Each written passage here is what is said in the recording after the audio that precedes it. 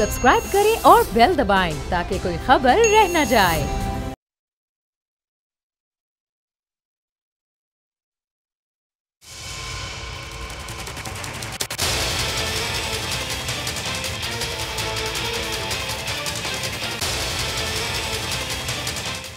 अस्सलाम वालेकुम, आप देख रहे हैं प्रोग्राम बस बहुत हो गया। नाज़रीन, मैं हूं किरण नाज। 18 ज़िलहज खलीफा सानी हज़रत उस्मान गनी रज़ियल्लाहु ताला अन्हु का यौम शहादत है।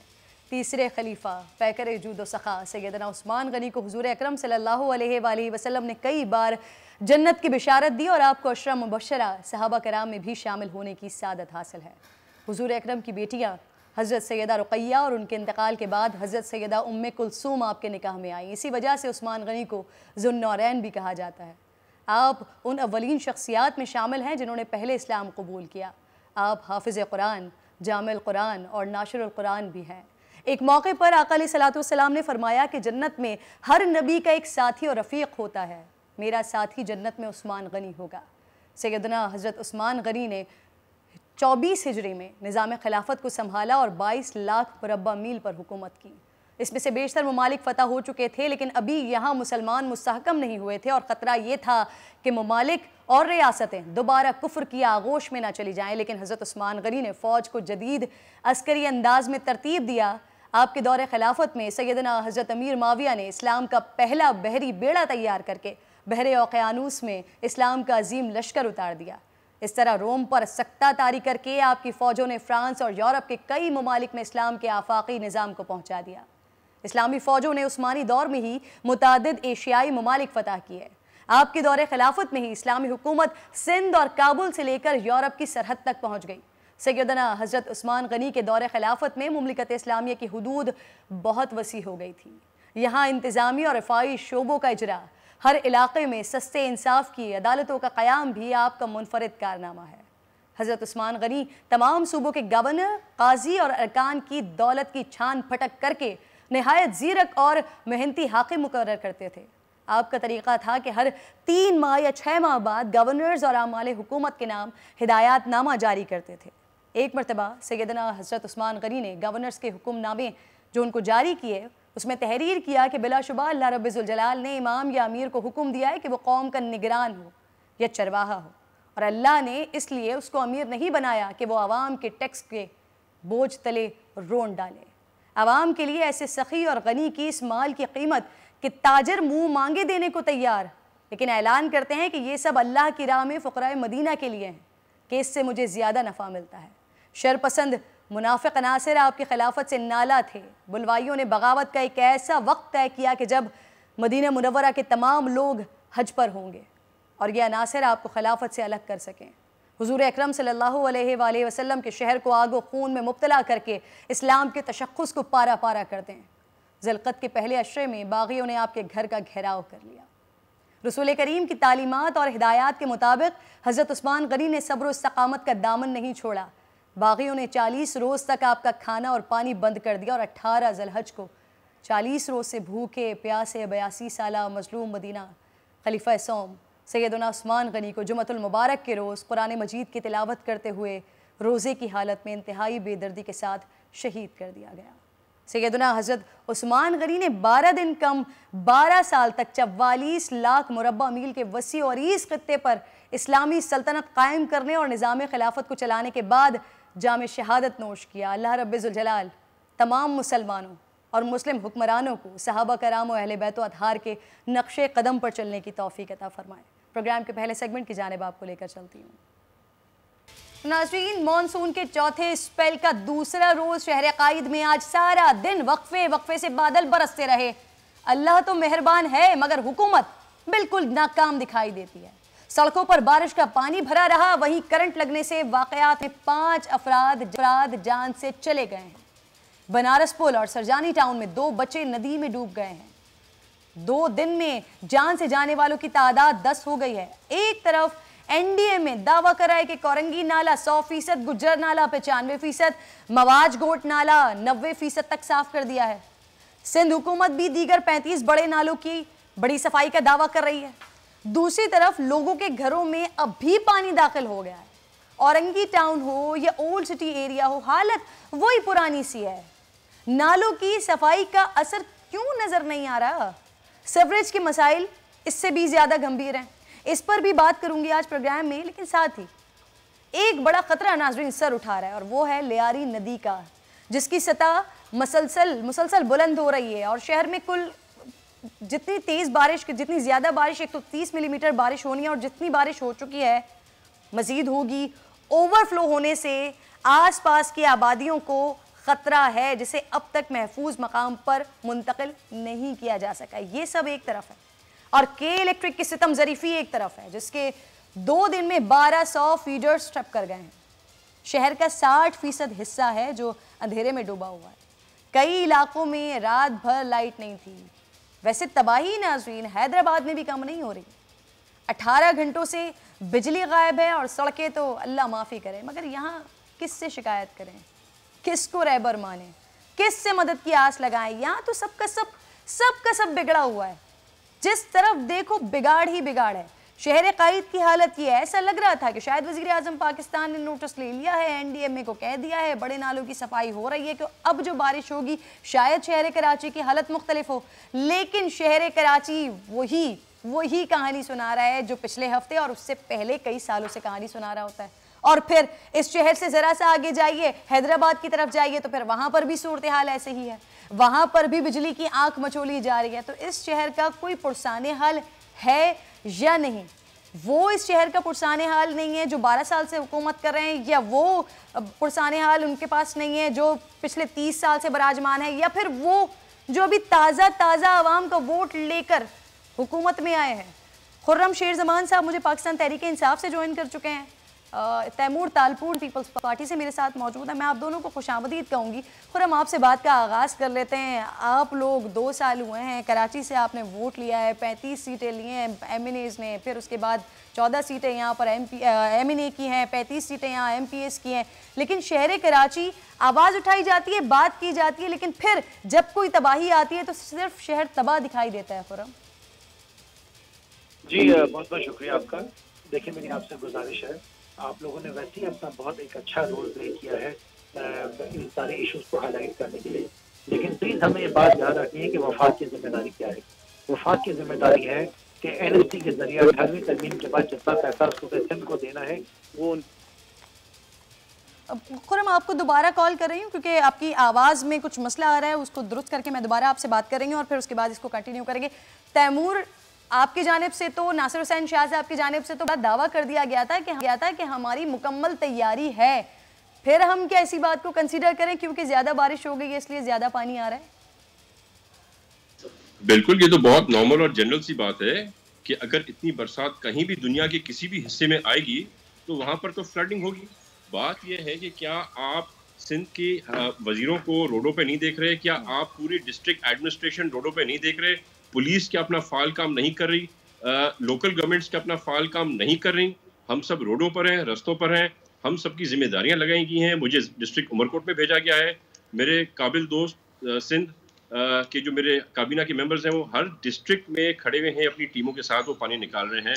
जो नालों की सफाई हुई, जो काम था सिटी डिस्ट्रिक्ट गवर्नमेंट का, वो सिटी डिस्ट्रिक्ट गवर्नमेंट ने नहीं किया। वो काम भी मुराद अली शाह साहब को करना पड़ा, वो काम भी सिंध काबीना को करना पड़ा। आपके नालों की सफाई के लिए तक हमें खुद वहां पर जाके अपनी ड्यूटीज बारी बारी देनी पड़ी। तो अभी अगर इतनी बरसात होगी तो बिल्कुल इतना पानी आएगा और आना चाहिए। आप यूनाइटेड किंगडम को देख लें, आप यूएस को देख लें, आप चाइना को देख लें, आप किसी भी मुल्क में जब इतनी एक्स्ट्रा रेंज देखेंगे तो आपकी फ्लड होगी, नुकसान होगा। हाँ, हुकूमत का काम है, हुकूमत की जिम्मेदारी है कि हम वहां पर खड़े रहें। हुकूमत की जिम्मेदारी है कि हम खड़े होकर वो पानी निकलवाएं, हम वो ड्रेन साफ कराएं। वो जो 25-25, 30-30 साल से जो कब्जे हुए हुए इंक्रोचमेंट्स पे, वो इंक्रोचमेंट पे कब्जे हम खत्म कराएं। पर क्या आप समझते हैं कि सही होगा हम जाके खड़े होके जबरदस्ती सबको वहां से घरों से निकाल के उनके घर डिमोलिश कर दें? नहीं, दैट्स नॉट द वे। हमें चेयरमैन बिलावल की डायरेक्शंस हैं कि ये इंक्रोचमेंट्स खत्म करनी है हमें, पर ये हमें तब खत्म करनी है जैसे ही हम इनको कोई रिप्लेसमेंट जगह बैठने की देंगे। तैमूर साहब, उसके बाद कता कलामी की सर माजरत मैं चाहती हूँ आपसे। सिर्फ यकीनन हुकूमत है, आपके पास दर्द रखते होंगे सर शहरियों का आप लोग, लेकिन आप कह रहे हैं कि बिलावल साहब की इंस्ट्रक्शंस जो होंगी उसके हिसाब से काम किया जाएगा। तो सर ये जो इंक्रोचमेंट का मसला है ये कराची में नया नहीं है, जितने भी मसाइल हैं नया नहीं है सर, क्या इंफ्रास्ट्रक्चर कराची का पिछले 12 साल में बेहतर नहीं हो सकता था, जो अब बिलावल साहब की इंस्ट्रक्शंस की बात किया जा रहा है? और सर आपने कहा कि 1 मिनट में ये ओवरनाइट काम ऑब्वियसली नहीं हो सकता कि खड़े हो जाएं, ख़त्म हो जाए, लेकिन सर ये 12 साल से नहीं सोचा जा रहा था, ये अब जाकर इस पॉइंट पर कि इतनी ज़्यादा तबाह बर्बाद हो चुका है शहर, अब सोचा जा रहा है सर? देखिए जी, हमारा काम है मेहनत करना, हमारा काम है इंफ्रास्ट्रक्चर को बेहतर करना, जो हमने किया है। खसूसन पिछले 4 से 5 साल में जितना हमने आपका इंफ्रास्ट्रक्चर बेटर किया है वो आपके सामने है। जो हमने रोड्स, रस्तों की पूरे कराची में इम्प्रूवमेंट लाए हैं, हमने जो फ्लाईओवर्स बनाए, हमने जो अंडरपासेस बनाए, क्या पहले इनको ख्याल नहीं आया था जो हमसे पहले हुकूमत करते थे? या फिर जो आज बहुत बड़ी बड़ी बातें करते हैं, जो खुद हमारे साथ इत्तेहादी रहे 5 साल, आज वो बात करते हैं, जो हमारे माफिया थी पूरे कराची की, जो बोरी बंद लाशें हमें लाकर देते थे और जिन्होंने बड़ी बड़ी फैक्ट्रियों को आग लगा दी, वो आज हमारे साथ सवाल जवाब करते हैं कि हम क्या कर रहे हैं। जब वो हमारे साथ थे तब क्या हुआ, हमसे पहले जब वो पैदाइशी जो है हुकूमत में आ गए तब से उन लोगों ने क्या किया। हमारी तो परफॉर्मेंस आपके सामने है ना, चीफ मिनिस्टर सिंध कैबिनेट की परफॉर्मेंस आपके सामने है। चाहे आप बात करें हमारे रोड्स की, चाहे आप बात करें हमारे हॉस्पिटल्स की, आप किसी भी सेक्टर में ले जाएं, आप हमें कंपेयर करें पंजाब के साथ। पंजाब क्या किसी कंपैरिजन में आता है आज सिंध के साथ? ठीक है, एक जमाना था when Shahbaz Sharif was there, he was performing. हाँ, एक जमाना था जब आपका मेयर कराची में होता था, क्या नाम है इनका, कमाल मुस्तफा कमाल साहब, तो हम मानते हैं काम होता था। जब बरसात होती वो 4 फुट के बूट पहन के पानी के अंदर खड़ा होता था। आज आपका मेयर कहाँ है? What is your mayor doing? जो हमने 10 अरब रुपए मेयर कराची को दिए, उसने कहाँ पे खर्च किए? नाले साफ क्यों नहीं हुए? हर चीज हम कर रहे हैं, हम हर चीज के उनको पैसे अलग दे रहे हैं, हम उनकी हेल्प अलग कर रहे हैं, पर काम हमें करना पड़ा। हमारी बरसातें शुरू हुई हैं, उससे 3 हफ्ते पहले आपको पता है कैबिनेट मीटिंग हुई जिसमें हमने अपना काम शुरू कर दिया। जितने हमें लोगों ने जिन इनकी डिमांड्स थी, हमारे सब डिस्ट्रिक्ट्स में से डीसीज की, कमिश्नर्स की, हमने वो सारी पूरी की। मेरे ख्याल से अभी तक 463 मिलियन मेरे ख्याल से मैं ऑलरेडी हम लोग सिंध हुकूमत दे चुकी है। अब यहाँ पे कराची की बात आ जाती है, लाहौर की बात कोई करता नहीं है। क्या लाहौर पाकिस्तान का हिस्सा नहीं है? क्या वहाँ पे फ्लडिंग नहीं हो रही है? खुर्रम, मैं आपकी तरफ आती हूँ, लेकिन क्योंकि तैमूर साहब बात ऐसी करें, तैमूर साहब सिर्फ मुझे ये बता दें सर कि water and sewerage board sir वो कहाँ पर है जिन्होंने ये बरसाती नालों में सीवरेज का पानी डाल दिया? सर वो कहाँ है? आपके पास बहुत अच्छा एक सिस्टम है माशाल्लाह। बोल is a very good channel.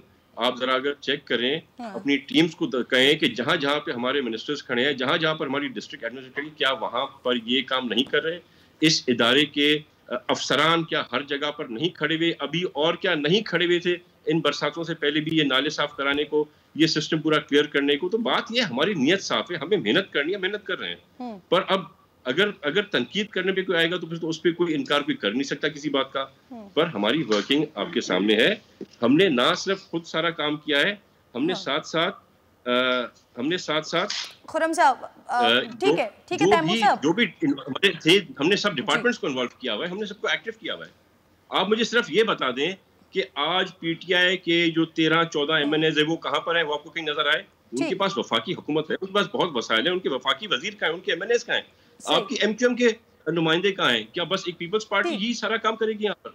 ठीक है तैमूर साहब, मैं यही आपकी बात को आगे लेकर खुर्रम साहब के पास आ जाती हूँ। खुर्रम, तैमूर साहब कह रहे हैं कि हमारी नीयत साफ है, पिछले 5 साल से हम काम भी कर रहे हैं, अगर तनकीद करनी है तो तनकीद बराए तनकीद हो जाए। सर जितनी सारी बातों की तरफ वो निशानदेही कर रहे हैं कि ये सारे काम हो रहे हैं, बरसात से पहले भी एमएनएज एमपीएस बाहर थे, काम करवा रहे थे, ऐसा देख रहे थे खुर्रम आप? ये काम क्या एमएनएस का, क्या मिनिस्टर का काम थोड़ी है कि खड़े होकर गटर साफ करा रहे हैं। इनसे पूछे 12 साल से कर क्या रही है? आपने कभी दुनिया में एक बात सुनी है कि हर दफा हर साल जो है एक ही नाले को साफ करने के लिए करोड़ों रुपए रिलीज किए जाते हैं और फिर भी वो नाले साफ नहीं हो पाते हैं? आई विश आप मुझे वीडियो कॉल पे कॉल करें इस वक्त और मैं आपको व्हाट्सएप पे बताऊं कि मैं जिस जगह खड़ा हूँ उस वक्त बाहर क्या हाल है इस वक्त। आप इनसे ये सवाल करें तो 1.25 अरब रुपए, इनको भी $8 मिलियन मिले, वर्ल्ड बैंक ने इनको दिए। वर्ल्ड बैंक ने कहा कि नालाई को जाकर अपने नाले साफ कर लो, बारिशें होती हैं, लोगों के घरों के अंदर पानी आता है, गंदा नापाक पलीद पानी। वो उसको संभाल लो, लेकिन वो भी नहीं कर सके। देखिए ना, मुझे एक बात बताएं, आपने अपनी जो जर्नलिज्म की अपनी हिस्ट्री की जिंदगी में कभी आपने देखा कि लाहौर के ऊपर इतने शोज हुए हों, कभी पेशावर के ऊपर इतने शोज हुए हों, कभी बलूचिस्तान के किसी कोयटा के अंदर कभी इतने शोज हुए हों? मुझे बताएं, हर मुसीबत, हर क़यामत जो है वो सूबे सिंध के अंदर क्यों आती है? घर में बच्चे भूख से मर रहे हैं तो सिंध में मर रहे हैं, कुत्ते के काटने से बच्चे मर रहे हैं तो वो लाड़काना के अंदर मर रहे हैं, कराची के अंदर अगर बारिशें हो रही हैं तो वो रहमत अल्लाह की जहमत बन रही है, वो सूबे सिंध के अंदर हो रही है। हर मुसीबत सिंध के अंदर क्यों होती है? अगर एड्स हो रहे हैं तो वो लड़काना के अंदर हो रहे हैं। अच्छा, ऑडिटर जनरल के पाकिस्तान की किताबें छप रही हैं तो ज़कात के ऊपर भी बेज़ाब्तियां हो रही हैं। देखिए, हमें नहीं अच्छा लगता, हम बार बार आपके सामने इस तरह की बातें करते हैं। आप कह रहे हैं मेरे मिनिस्टर खड़े होकर जो ना गटर साफ करा रहे हैं, ये कर रहे हैं। देखें, दुनिया के अंदर तो तरीके से काम किया जाता है, प्रोफेशनल होते हैं, वो काम करते हैं, ये कोई तरीका नहीं है करने का। अब मुझे बताएं कि हमें शर्मिंदगी की ये नौयत आ गई कि हमने अफवाज पाकिस्तान से गुजारिश की है कि आप आएँ और यहाँ के नाले साफ कर सकें, क्योंकि वो हुकूमत जो 12 साल से इक़्तिदार के अंदर है, जो 5वीं बार जो है पीपल्स पार्टी सूबे सिंध के अंदर इक़्तिदार के अंदर आई है, वो ये नाले नहीं साफ कर सके। 3 दिन में एनडीएमए ने वो 3 बड़े नाले साफ कर दिए जो ये 12 साल में नहीं साफ कर सके। अरबों रुपए इन्होंने रिलीज किए इन नालों के ऊपर, अरबों रुपए। अब मेरा हक नहीं पहुंचता है कि मैं इनसे पूछूं कि मेरी आवाम का पैसा, ये टैक्स पेयर्स का पैसा, ये कहाँ गया है? अच्छा, मेरा ये कहना है कि चलिए, आपको कराची वालों ने भी वीएस कराची एड्स हमने आपको माफ किया कि हमने आपको वोट नहीं दिया, आपने कराची में काम नहीं किया। आप मुझे बताएं, भुट्टो साहब के शहर लाड़काना के अंदर उनकी जेलों के पास क्या पीने का पानी मिल रहा है, मुयसर है क्या? सेवन के अंदर जहाँ से मुराद अली शाह साहब आए, वहाँ पे सारी बेसिक नेसेसिटीज अवेलेबल है? या मुझे बताएं, इनके जो लोकल गवर्नमेंट मिनिस्टर हैं, सखर को उन्होंने क्या ठीक कर दिया है? जो सईद गनी यहाँ के लोकल गवर्नमेंट मिनिस्टर थे, उन्होंने कुछ किया? या जरदारी साहब के, नवाब शाह के हालात ठीक हो गए? मैं कहता हूँ, आप पूरे सूबे में मुझे एक शहर बता दें जो कि आपने स्टेट ऑफ द आर्ट बनाया। आप शहर नहीं बता सकते, आप एक डिस्ट्रिक्ट बता दें। आप मुझे एक यूसी ले जाएं पूरे सूबे सिंध के अंदर जहाँ पे आप कहें कि आपने सारी फैसिलिटीज वहाँ पे आवाम को दी है। मैं रिस्पॉन्ड करवाती हूँ, तैमूर साहब रिस्पॉन्ड करेंगे इस पर। तैमूर साहब, एक तो खुरम की बात पर रिस्पॉन्ड कीजिएगा, साथ पूछ रहे हैं कि 1.25 अरब रुपए कहाँ गया वर्ल्ड बैंक के ग्रांट का, जो कि नासिर शाह कहते हैं कि हमने इस्तेमाल इस वजह से नहीं कर सके कि कोविड आ गया था, कोविड की वजह से हम नहीं कर सके। वो पैसा किधर गया?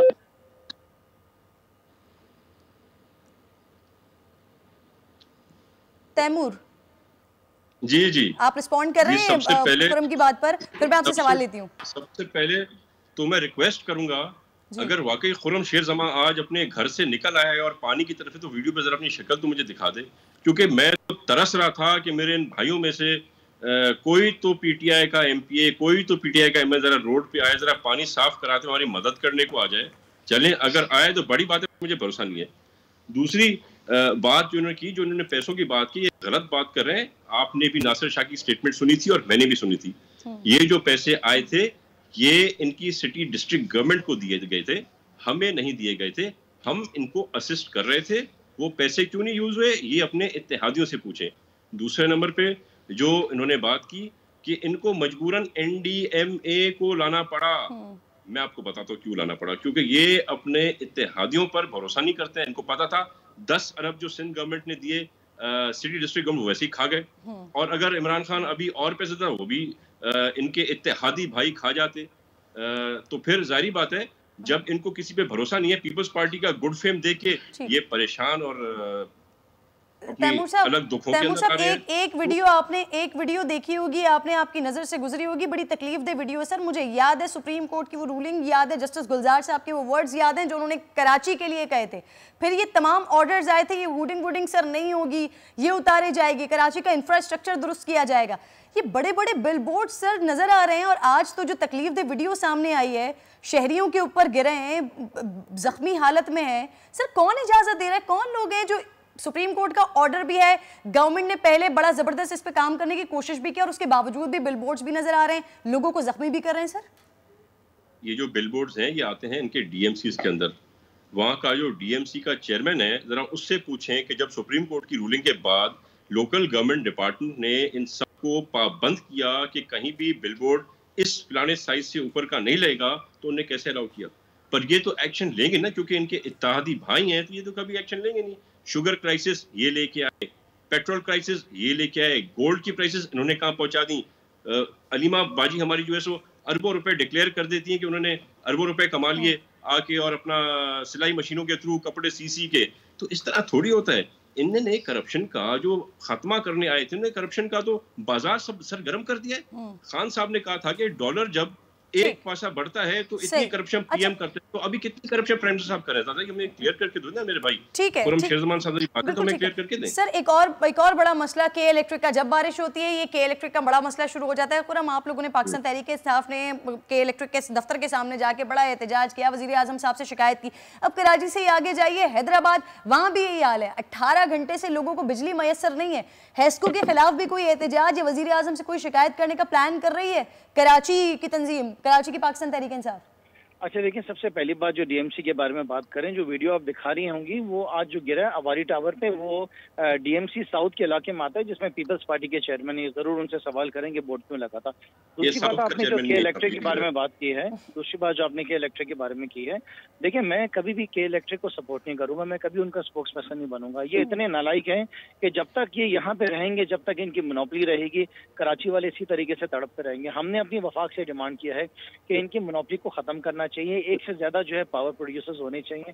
उसके अलावा नेशनल ग्रिड से जो है कराची को जो है बिजली और ज्यादा देनी पड़ेगी, जिसके लिए पूरी ट्रांसमिशन लाइन बिछानी होगी, क्योंकि एज लॉन्ग एज के इलेक्ट्रिक की यहाँ मोनोपोली रहे, हमारा यही हाल रहेगा। इतने सालों में देखे ना कि हमारी तो ठीक है हुकूमत 2 साल की आई है, हमें साहब बिल्कुल जवाब दें के इलेक्ट्रिक के, लेकिन उससे पहले भी आप देखते रहे कि इन्होंने जो इन्वेस्टमेंट्स की हैं, जो करनी थी इन्वेस्टमेंट्स, वो भी इन्होंने नहीं की हैं। तो अगर मैं ये कहूँ कि नहीं ये बात ठीक है और मैं ठीक कह रहा हूँ, आप ये गलत कह रहे हैं, तो जो बात सही होगी उसको मैं एग्री करूंगा कि हाँ ये बात सही है कि ये चीज गलत हो रही है, कि इलेक्ट्रिक बिल्कुल भी काम ठीक नहीं करी। इन्होंने हमसे लास्ट मीटिंग में वादा किया, जब गवर्नर साहब ने प्रेस कॉन्फ्रेंस की, कि जो लो लॉसेस एरिया हैं वहां पे खाली जो है ना हमारी लोड शेडिंग होगी, उसके अलावा पूरे कराची में नहीं होगी। लेकिन आपके सामने क्या हालात हैं, जहाँ पे पेमेंट्स हो रही है वहाँ भी हालात हैं। प्राइम मिनिस्टर साहब कुछ दिनों में कराची आ रहे हैं नेक्स्ट वीक, और डेफिनेटली सबसे बड़े फैसले हम इम्कान रखें। ठीक है, बहुत बहुत शुक्रिया आपका खुरम, साथ मौजूद थे। तैमूर साहब आपका भी बेहद शुक्रिया। प्रोग्राम में ब्रेक का वक्त हो गया, ब्रेक वक्त में कराची को बेहतर करने में बड़ा किरदार था मुस्तफ़ा कमाल साहब का। क्या अब भी कुछ हो सकता है,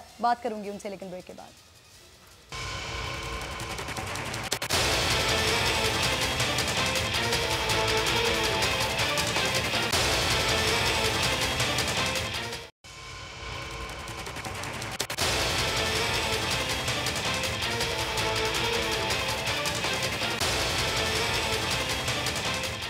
एक बार फिर आपको खुशामदीद कहती हूँ नाज़रीन। प्रोग्राम में साबिक मेयर कराची मुस्तफ़ा कमाल साहब, जो कराची को एक ऐसा वक्त दे गए हैं जो इसका सुनहरे दौर कहलाता है। मसले उस वक्त भी थे मगर हालात ये भी नहीं थे जो आज हैं। मुस्तफ़ा कमाल साहब समझते हैं कि कराची में तमाम मसाइल की जड़ उसे 6 हिस्सों में तकसीम करना है, यानी 2013 से पहले जिस तरह ये एक डिस्ट्रिक्ट था जिसके 18 टाउन्स से, उसी शक्ल में बहाल किया जाए। साथ ही उन्होंने वज़ीर आज़म पाकिस्तान और आर्मी चीफ से भी मुतालबा किया है कि वो सिंध हुकूमत पर दबाव डालकर NFC अवार्ड्स की तरह सूबों से फंड शहरों को ट्रांसफ़र करने के लिए प्रोविंशनल फाइनेंस कमीशन बनवाएं। ये दोनों मुतालबात बज़ाहिर नाज़रीन सिंध हुकूमत से मनवाना मुमकिन नहीं लगता, और आर्मी चीफ इसमें क्यों इंटरफेयर करें और क्या उन्हें करना चाहिए, इस बात का बेहतर जवाब मुस्तफ़ा कमाल साहब ही दे सकते हैं। मेरे साथ प्रोग्राम में मौजूद हैं, मैं आपको खुशामदीद कहूँगी। PSP के सरबराह मुस्तफ़ा कमाल साहब, सबसे पहले तो आपने जो मुतालबा किया है इतना आसान आपको लगता है, और फिर कराची को 6 हिस्सों में लिसानी बुनियाद पर तकसीम किया गया है, सर ये कैसे कहा जा सकता है? देखिए 2013 से पहले कराची एक डिस्ट्रिक्ट था और 18 टाउन, और बिल्कुल ये आपको जो अगर ग्राउंड पे इसकी जो बाइफर्केशन नज़र आएगी वो ज़ुबान की बुनियाद पर ही इसको ये डिस्ट्रिक्ट में अलग अलग डिस्ट्रिक्ट बनाए गए हैं, और ये इनकी प्लानिंग्स में फर्दर डिस्ट्रिक्ट्स बनाना भी है, और वो भी ये एथनिक बेसिस पे डिस्ट्रिक्ट को बनाएंगे, फर्दर भी बनाएंगे। और हमारे पास इतलात हैं, और पीपल्स पार्टी की जो ये गवर्नमेंट है 2018 में जब ये सेंसस के बाद यहाँ पर डीलिमिटेशंस हुई हैं, तो डिस्ट्रिक्ट सेंट्रल जो कि सबसे बड़ा डिस्ट्रिक्ट था और है, कराची का सबसे बड़ा डिस्ट्रिक्ट है डिस्ट्रिक्ट सेंट्रल, वहाँ पर 5 MNAs की सीट्स हुआ करती थी। वहाँ पर जो आपको पता है ना 2013 में जो सीटों की तादाद थी कराची में वो 20 MNAs थे, और 2018 के सेंसस के बाद 2017 के सेंसस के बाद जो कराची की सीटों की तादाद हो गई वो 21 MNA की सीट बढ़ गई। कराची के अंदर, और वो MNA की सीट उस जगह बढ़नी थी जाके जहाँ पर आबादी ज़्यादा थी, और वो आबादी डिस्ट्रिक्ट सेंट्रल में ज़्यादा थी। इस पीपल्स पार्टी की गवर्नमेंट ने 2018 की जब के इलेक्शन से पहले जो डिलिमिटेशन किया गया है, और डिलिमिटेशन जो है वो इलेक्शन कमीशन नहीं करता, वो प्रोविंशियल गवर्नमेंट करती है डिलिमिटेशन। इन्होंने सबसे बड़े डिस्ट्रिक्ट कराची को, जहां पर 5 MNAs पहले से थे और छठा MNA की सीट MNA की सीट वहीं क्रिएट होनी थी जहां पर आबादी ज़्यादा है, इन्होंने क्या किया है कि न कि सिर्फ उसको एक MNA देते ये, बल्कि ये उस 5 MNAs में से एक MNA निकालकर ये डिस्ट्रिक्ट वेस्ट में ले गए। यानी कि जहां पर 5 MNAs पहले थे उसको इन्होंने 4 MNAs की सीट कर दिया डिस्ट्रिक्ट सेंट्रल को, और जो छठी जो एक नई सीट बढ़नी थी वो भी ये डिस्ट्रिक्ट वेस्ट में ले गए, जहां पर अभी इस वक्त खाली जमीन है, और वहां पे 4 MNAs थे एक डिस्ट्रिक्ट में वेस्ट में, वो 6 हो गए, और यहां पर 5 थे पहले जो कि 6 होने थे वो 4 रह गए। तो ये तो पीपल्स पार्टी का कारनामा है, और ये सिर्फ जो डिस्ट्रिक्ट सेंट्रल, चूंकि वहां पर एक जुबान बोलने वालों की जो है आबादी ज्यादा है। देखिए, मैं पाक सरजमीन पार्टी पहले दिन से इस लिसानी सियासत के खिलाफ है। मैं लाड़काना में खड़े होकर जाकर ये बोलकर आया हूं कि ये सिंधी हमारे भाई हैं, इन्होंने हमारे आबा व अजदाद को गले लगाया था, ये हमारे लिए आज के दौर के अंसार हैं, और मेरी पार्टी में सिंधी भी हैं, पख्तून भी हैं, बलोच भी हैं, पंजाबी, मुहाजिर सब हैं। इसलिए मैं समझता हूं कि कराची शहर में एक इंक्लूसिव पॉलिटिक्स की जरूरत है, लोगों को जोड़ने की जरूरत है, इसलिए कि तमाम कौमियतें लाखों की तादाद में हैं। यहां पर अगर आप इस तासुब का मुजाहरा करेंगे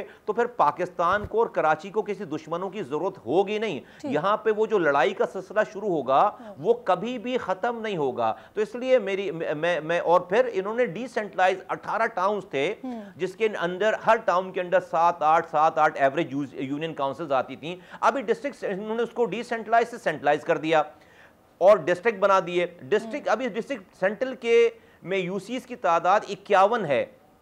अब एक डिस्ट्रिक्ट चेयरमैन 51 यूसीज के ऊपर जो है वो इंचार्ज कैसे देखेगा वो? अगर ये हर टाउन्स के ऊपर हर टाउन्स बने होते जो पहले थे, और 7-7 8-8 यूसीज होती, तो हर टाउन वाला इंचार्ज जो है वो अपने टाउन को बेहतर तरीके से मैनेज कर रहा था। और कराची के मेयर के ऑफिस की एक सेंटिटी थी। इन्होंने क्या किया है कि कराची को 6 कराची में तकसीम कर दिया है, ताकि उस ऑफिस से वो पावर्स निकालकर वो डिस्ट्रिक्ट्स में लेकर जाएं, और फिर ऊपर से जो पावर्स आई हैं सूबाई खुद मुख्तारी की शक्ल में, उस पावर को भी अपने पास पार कर लिया इन्होंने प्रोविंशियल गवर्नमेंट ने। उसका ट्रिकल डाउन इफेक्ट जो है वो नहीं हुआ है भाई। सूबाई खुद मुख्तारी मिली है, वजीर आला की खुद मुख्तारी थोड़ी मिली है। अच्छा मुस्तफा कमाल साहब, ये 6 डिस्ट्रिक्ट्स में तकसीम किया और फिर इसके ऊपर पावर्स की मसाइल, नीचे के मसाइल, सर ये सारी चीजें बेहतर है कि आप इसको बताएं सूबाई गवर्नमेंट तक भी, वजीर आजम तक भी। लेकिन सर ये आर्मी चीफ साहब से मुतालबा / अपील जो भी आप कर रहे हैं, आर्मी चीफ को इस मामले में इंटरफेयर करना चाहिए, आप समझते हैं? क्योंकि आप एक जमहूरी लीडर हैं, एक जमहूरी पार्टी के लीडर हैं, आर्मी चीफ से मुतालबा, is it right sir?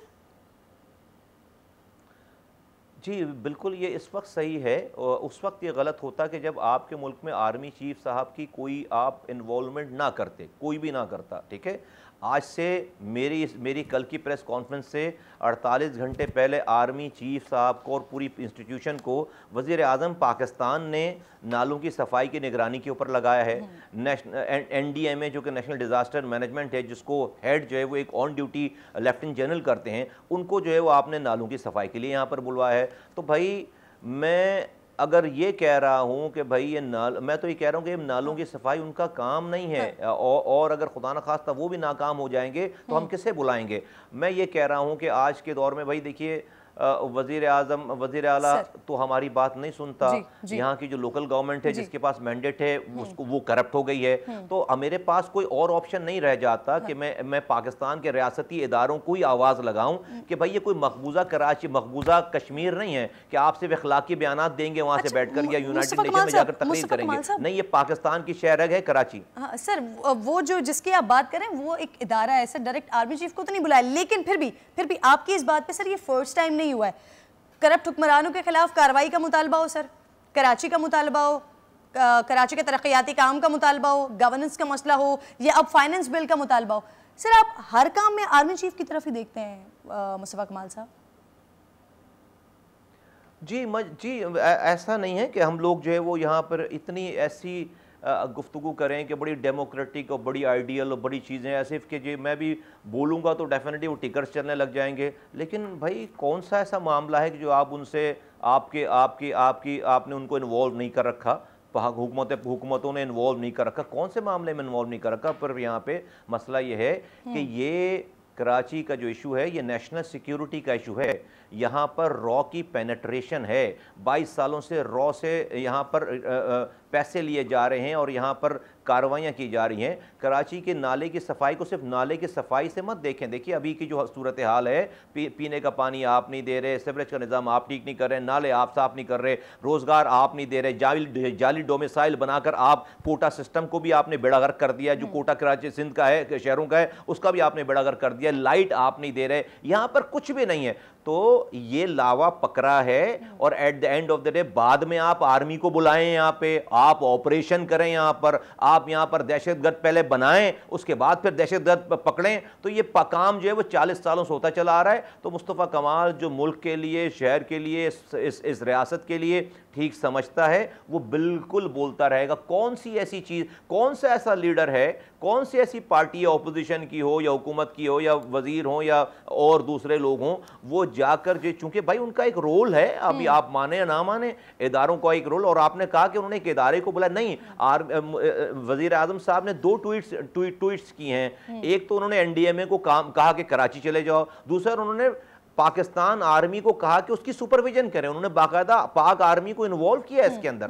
Pakistan army को उन्होंने कहा है कि इंस्टीट्यूशन को कहा है कि उसकी सुपरविजन करें। तो ये सिर्फ एनडीएमए को यहां पर नहीं भेजा। तो जब उन्होंने सुपरविजन करने के लिए कह दिया है, तो कल को खुदा न खास्ता नई चीज, कोई चीज खराब होगी, तो मुझे पता है ना पाकिस्तान में लोग जो है, वो जो मुल्क के लोग हैं, वो क्या बातें करेंगे। तो मैं तो परमानेंट सोल्यूशन की बात कर रहा हूं कि परमानेंट सोल्यूशन के लिए सर एक और डिबेट भी शुरू हो गई है, एक और भी डिस्कशन शुरू हो गई कि कराची को डायरेक्ट विफाक के अंडर दे दिया जाए।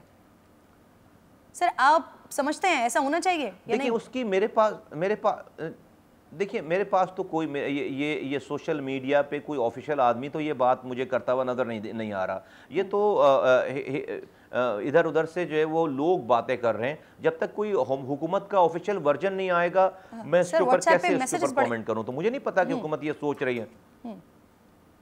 ठीक है जी। अच्छा सर, एक छोटा सा ब्रेक लेना है मुझे। आप मेरे साथ ही मौजूद हैं, मजीद भी आप नहीं हैं, और कराची के मसले को कैसे हल किया जा सकता है जो आप दावा करते हैं, उसके बारे में मैं आपसे जानूंगी, लेकिन एक छोटे से ब्रेक के बाद।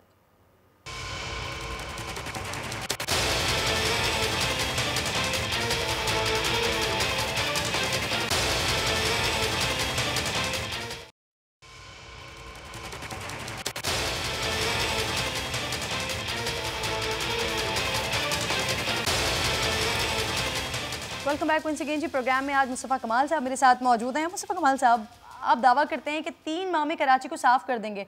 सर बता सकेंगे, सर बताएंगे पहला, दूसरा, तीसरा स्टेप क्या होगा आपका?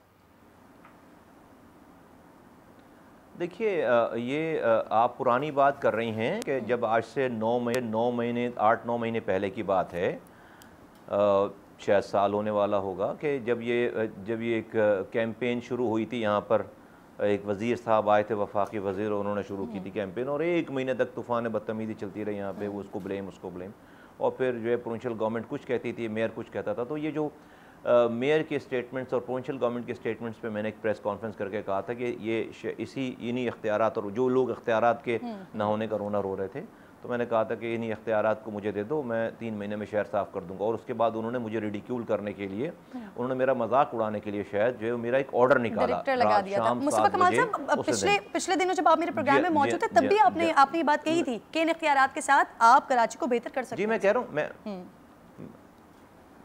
रहा हूँ, मैं कह रहा हूँ, मैं आ रहा हूँ उसी बात पे। तो मैं आपसे याद दिला दूँ आपको, वो फिर हुआ ये कि उन्होंने जो है मैंने उसको, वो समझे कि मैं भाग जाऊंगा, मैंने उसको एक्सेप्ट कर लिया, मैंने काम शुरू कर दिया, मैंने लोग बुलवा लिए, ऑर्डर कर लिए। Cut the whole story short के 14 घंटों के बाद जो है वो उनको समझ आ गई कि भाई ये तो जो है वाकई शहर साफ होना शुरू हो जाएगा। इसलिए कि मैं पॉइंट्स पे पहुंच गया, मैंने कहा इमरजेंसी लगा दी। तो उन्होंने उसके बाद 14 घंटे के बाद वो ऑर्डर जो है विड्रॉ कर लिया। देखिए, कराची में जो इख्तियारात और वसाइल हैं इस वक्त, नालों की सफाई के और सॉलिड वेस्ट मैनेजमेंट के, वो आज भी इतने हैं कि इन्हीं इख्तियारात और वसाइल में शहर साफ़ हो सकता है। डेफिनेटली जब हमारे पास कभी ये जिम्मेदारी आएगी तो हम इसको करके दिखाएंगे और फिर हम अपने किरदार से और इख्तियारात लेने की कोशिश करेंगे। जब आप चोरी करते हैं तो आप किसी और को चोर कह नहीं सकते, क्योंकि हमने ये हमारे पास एक किरदार है, तो हम फिर इख्तियारात भी लेंगे और उन्हीं इख्तियारात में काम भी करके दिखाएंगे। ठीक है सर। अच्छा, आप कराची को ओन करते हैं सर, इसे बेहतर करने की, इसे संवारने की बात करते हैं, लेकिन आपकी तंजीम ही कराची में सर वॉल चॉकिंग करवा कर इसे गंदा कर रही है। मना करेंगे अपने लोगों को कि आइंदा ये काम ना करें? हाँ, देखिए कराची जो है वो डेफिनेटली कोई बहुत साफ़ शहर पहले भी नहीं है, और मैं ये कोई इसको अच्छी बात नहीं समझता कि चॉकिंग की जा रही है और उसको शहर को, लेकिन यहाँ पर तो जो है वो पहले शहर में अगर तो बहुत शहर साफ़ होता और बड़ी सफाई होती तो यकीनन उसको, तो मेरा ख्याल है कि जो ऑलरेडी शहर गंदा है उसमें कोई जो है वो कर रहा होगा, पीएसपी के लोग भी चॉकिंग कर रहे होंगे, उनके पास डेफिनेटली कोई एटीएम मशीन नहीं है, कोई टीवी पैड चलाने के लिए और अखबारों में इश्तिहार देने के लिए कोई बड़ी पार्टियाँ नहीं है हमारे पास आज, लेकिन ये बिल्कुल गलत है और इसको बिल्कुल रोका जाना चाहिए। लेकिन अब कभी भी इंशाअल्लाह ताला शहर साफ़ करने का मौका मिलेगा तो ये एक दिन में ये तमाम चीज़ें जो है वो साफ़ हो जाएंगी, लेकिन चूँकि अभी शहर ऑलरेडी बहुत गंदा है, आप ये आमिल जादूगरों की चॉकिंग है तो हम अभी मिटा नहीं सकें, और जो है वो बहुत सारी जो है वो और चॉकिंग है, अभी मैं इसको कह नहीं सकता अभी टीवी के ऊपर, तो उससे पूरा शहर भरा पड़ा हुआ है। मुस्तफ़ा कमाल साहब, आमिल जादूगर ये बंगाली बाबा सर इस कौम के रहनुमा नहीं है जिसको लोग मिसाल बनाकर आगे चल सकें। मुस्तफ़ा कमाल साहब, तो इसमें जो है वो उसकी चॉकिंग रहनी चाहिए, मतलब पीएसपी की चॉकिंग बुरी लग रही है, कह रहे हैं आप? मतलब अभी शहर में से पीएसपी की चॉकिंग हुई भी है या सिर्फ? मैंने हरगिज़ ये नहीं कहा सर, गैर कानूनी है, कोई भी चॉकिंग नहीं होनी चाहिए। मैं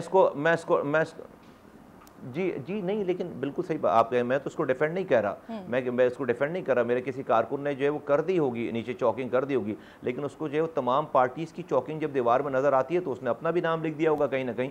तो ये वाला सवाल मेरा नहीं ख्याल है कि शायद मेरे अलावा कहीं और हुआ होगा। आपने तमाम पार्टीज़ को बुलाकर हम एग्रीमेंट करते हैं शहर में कि भाई कोई भी पार्टी जो है वो वॉल चॉकिंग नहीं करेगी, अभी सबसे पहले पीएसपी मिटाएगी चॉकिंग पर। सर मैं करती रहती हूँ, बहुत अच्छी बात है, अगर इनिशिएटिव पहले आपकी तरफ से ले लिया जाए, मना आपकी तरफ से कर लिया जाए, दीगर जमातें भी इसे फॉलो करें। सर मुझे बताएं, सिंध हुकूमत ने फैसला किया है, नहीं हम तो बोल ही नहीं, हम तो बोल ही नहीं रहे चॉकिंग करने के लिए, हम नहीं बोल रहे चॉकिंग करने के लिए। सर ये साफ करने की मैं बात कर रही हूँ कि अगर इसको साफ कर दिया जाए, अपने लोगों को रोक दिया जाए, इनिशिएटिव आपकी जानिब से ले लिया जाए, दीगर जमातें भी फिर इसको फॉलो कर लें।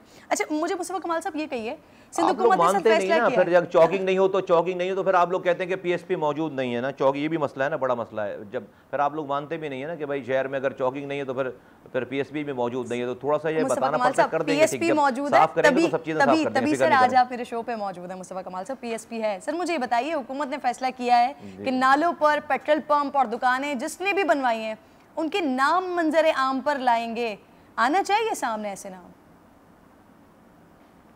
जी नाम आने चाहिए, क्या जो है वो तोड़ने चाहिए जी, जिन नालों पे जो है वो एनक्रोचमेंट हुई हुई है उसको जो है वो गिराना चाहिए, तोड़ना चाहिए। ठीक है मुस्तफ़ा कमाल साहब, बहुत बहुत शुक्रिया सर, प्रोग्राम में आप साथ मौजूद थे, बात कर रहे थे कराची की सूरत हाल के हवाले से। मुस्तफ़ा कमाल साहब को साथ आज बात करने का मकसद भी यही था कि उनसे कम से कम ये जान लिया जाए कि कराची को बेहतर करने में जिस शख्सियत ने पहले एक बड़ा अच्छा किरदार अदा किया, आज भी लोग जानते हैं, आज भी लोग मिसाल देते हैं मुस्तफ़ा कमाल साहब के दौर की, तो क्या आज भी मुस्तफ़ा कमाल साहब के जहन में ऐसे प्लान्स मौजूद हैं कि कराची की बेहतरी हो सके? कराची के साथ साथ, क्योंकि मैं तस्करा हैदराबाद का भी कर रही हूँ, हैदराबाद की सूरत हाल भी कराची से मुख्तलिफ नहीं है, हर तरफ वहाँ भी तबाही का मंजर है, और इस पर हेस्को की सितम ज़रीफ़ी है कि बिजली भी शहरियों से दूर है, 18 घंटे वहाँ बिजली नहीं आ रही है। कितना हैदराबाद इस वक्त, कितना फ़ीसद हैदराबाद इस वक्त मुतासर है बारिश से और फिर बिजली से? मुझे इस वक्त ज्वाइन कर चुके हैं हैदराबाद के मेयर हैं, मैं इनको खुशामदीद कहूँगी, सैयद हुसैन साहब, मुझे तैयब हुसैन साहब, मैं आपको खुशामदीद कहूँगी। तैयब साहब, सबसे पहले मुझे ये बता दीजिए सर, आपने कुछ रोज़ पहले कहा कि बारिशों से मुतालिक इंतज़ामात हमारी जिम्मेदारी नहीं है, वासा की जिम्मेदारी है, लेकिन 2 दिन पहले ही सर आपको और आपकी टीम को 23 मिलियन रुपए सर सिंध हुकूमत की तरफ से दिए गए हैं, वो किस मद में मिले हैं सर? पहली बात तो आपका शुक्रिया, जो सवाल आपने किया है, जो आपकी इंफॉर्मेशन जो है जिससे मिली है वो बिल्कुल इंतहाई गलत इंफॉर्मेशन। और आपने जो बात की कि मैंने ये कहा कि ये जिम्मेदारी हमारी नहीं है, आज 4 साल हो गए मुझे मेयर बने हुए, और 4 साल के अंदर ये हैदराबाद इग्नोरेंट सिटी काउंट होता है, इंतजामी तौर पे भी और मालियाती तौर पे भी हैदराबाद को किसी जगह पे भी सिंध हुकूमत की तरफ से कोई इमदाद नहीं मिलती है। मैं आपको ये बता दूं 3 करोड़ रुपए इस शहर को कंटिन्यूसी में दिए जाते हैं और वो भी सारी की सारी हमें सैलरी में डालनी पड़ती है। हम ना ADP में मौजूद हैं, ना यहाँ के जो वासा जो है हमारे पास है, ना बिल्डिंग कंट्रोल अथॉरिटी है। दुनिया में मेयर की अहमियत और फाजियत समझी जाती है और उसको जो है मेयर को इंतजामी और मालियाती तौर पे बाइख्तियार किया जाता है। लेकिन आपने जो फिगर दी मेरे लिए बड़ी हैरत अंगेज है कि मुझे कोई पैसा ठीक है आप कह रहे हैं जो मिलता है वो सैलरीज में निकल जाता है। सर हर माह यूसी को 5 लाख रुपए मिलते हैं, वो किस मद में खर्च होते हैं? इससे भी तो सर कुछ ना कुछ काम तो करवाया जा सकता है। देखिए आपको पूरी चीजें अगर इल्म में नहीं है तो मैं बताऊं, यूसी का सिस्टम अलग है। यूसी का सिस्टम अलग है। बल्दियाती निजाम के अंदर मेयर के पास जो काम है वो यूसी से हटके, यूसी को लोकल गवर्नमेंट के सिस्टम के तहत देखा जाता है, उनका ताल्लुक लोकल गवर्नमेंट से होता है। मेरे पास जो मेरा बल्दियाती सिस्टम है, मेयर के पास जो इख्तियारात सर बिल्कुल है सर, यूसी में भी तो ज्यादातर आप लोग आपके ही लोग हैं ना सर। बिल्कुल सही बात है। आज मैं आपको बिल्कुल वाज़ेह तौर पर बताऊं, आज अगर वो पैसे किसी जगह पे दिए गए हैं तो वो आपको बता रहा हूँ उसी से पूरा शहर कहीं ना कहीं मेंटेन हो रहा है। इसके अलावा कोई शहर के अंदर कोई पैसा इंजेक्ट नहीं किया जाता है। मैं यही बात बता रहा हूँ। इग्नोरेंस सिटी मैंने इसीलिए कहा है कि मैं मेयर होने के नाते मैं आपको वो हकीकत बता रहा हूँ कि मुझे सुन के हैरत हुई जो आपने जो फिगर दी और मुझे पता चलना चाहिए।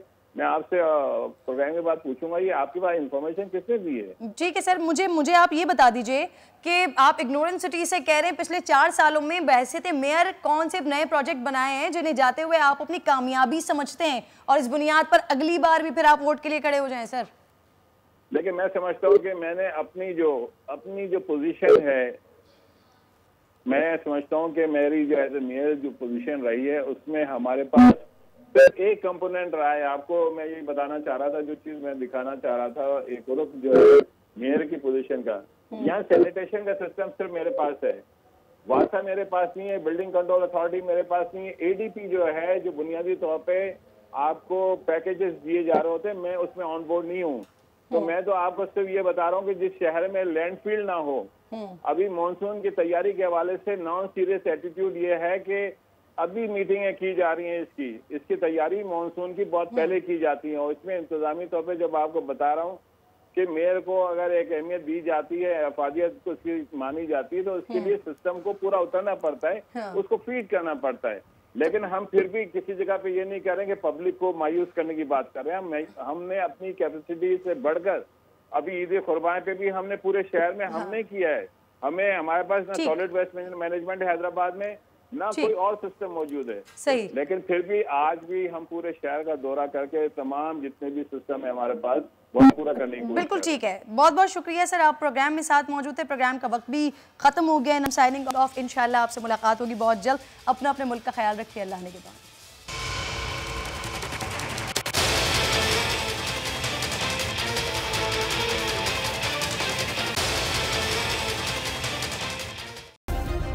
सब्सक्राइब करें और बेल दबाएं ताकि कोई खबर रह न जाए।